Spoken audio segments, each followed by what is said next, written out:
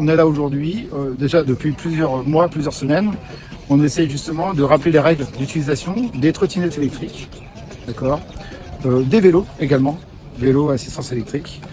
On leur rappelle que la vitesse est réglementée, surtout sur les trottinettes, et ces règles sont bien établies par le code de la route, en limitation de vitesse, donc limite à 25 km/h, une seule personne. On prend les pistes cyclables, on n'a pas le droit d'avoir ni des oreillettes, ni de casque audio, on n'a pas le droit de transporter de marchandises, on n'a pas le droit de rouler sur des routes limitées à plus de 50 km/h pour les voitures. D'accord ?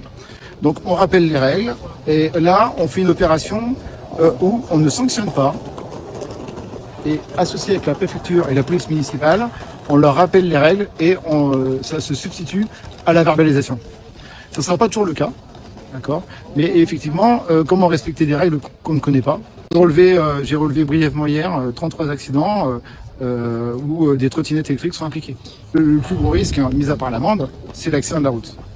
C'est-à-dire qu'un trottinettiste qui utilise une trottinette qui roule aussi vite, quand on multiplie le poids avec la vitesse, on se rend bien compte que l'impact peut être mortel. Hein.